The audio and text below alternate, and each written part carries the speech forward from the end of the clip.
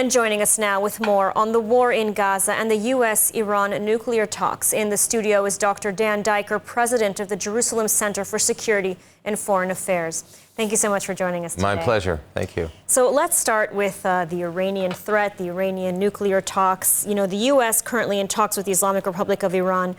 What is Israel's position on these talks? And is Prime Minister Netanyahu really on board and aligned with President Trump when it comes to Iran?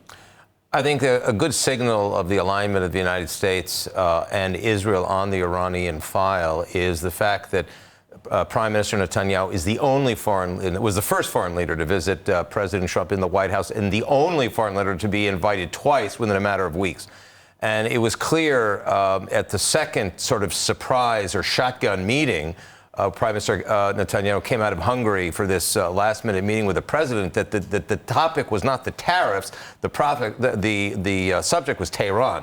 And the, I think, somewhat surprise announcement that the United States was going to be in direct negotiations at the highest levels with Iran, which means it could mean two things.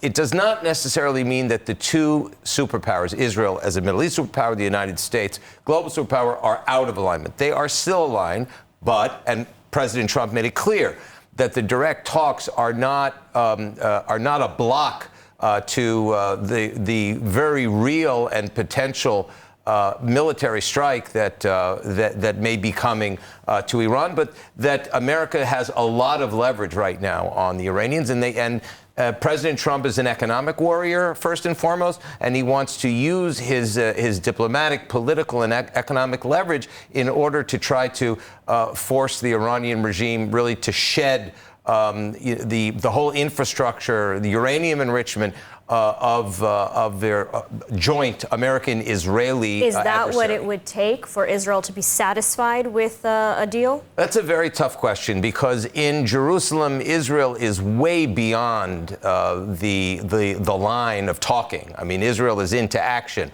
Remember, Israel has struck Iran in a way in October 2024 in a way that Iran has not been struck since the Iran-Iraq War in the 1980s. Israel has completely destroyed the Iranian regime S-300 air defense systems. They've struck very sensitive sites. They really have brought the Iranian regime down to its knees and its most vulnerable that it's been in the last 3 decades. So it's really a question of wait and see as to how long this sort of diplomatic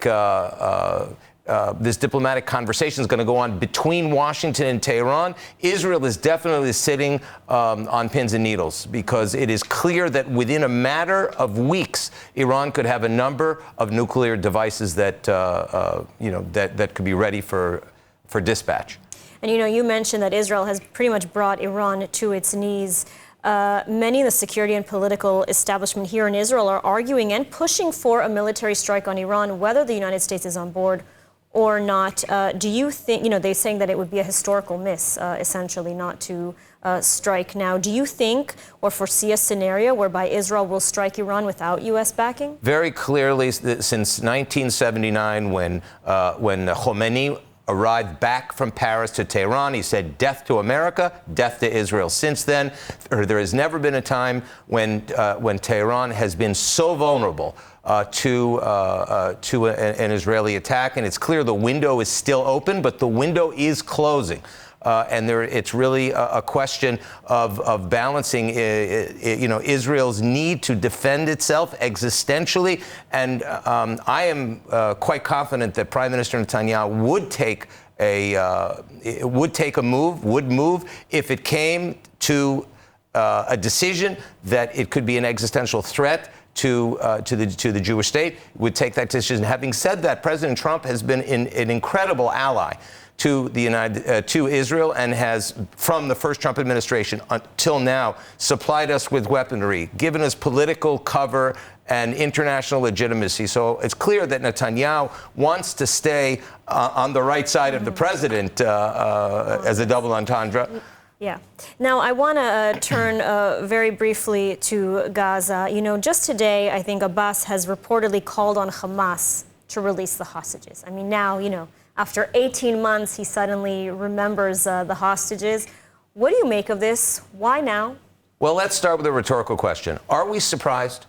We shouldn't be surprised because the Palestinian Authority was born out of deception. It was born out of deception by Yasser Arafat, who was issuing 3 messages, one to the Arab Muslim world and the Palestinians, one to third world countries back in the 60s and 70s, and then one to the United States and the Western Alliance, human rights. So he has managed to deceive and bamboozle everyone in the international community. And now what he's done a year and a half after supporting and refusing to reject, refusing to condemn the October 7th massacres, the Iran-backed Hamas massacres. He's now playing another political game at the age of 89 when just in the hours in which we're talking, he's called for the first time ever for a vice president of the Palestinian Authority, which is all a political game.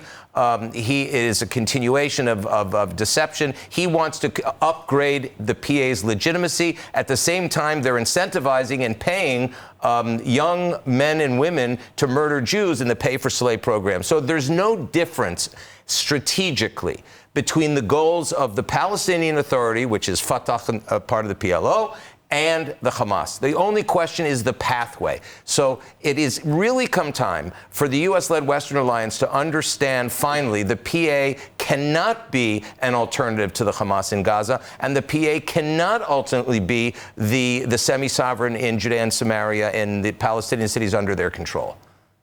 Absolutely. Dr. Dan Diker, thank you so much for your analysis today. Thank you.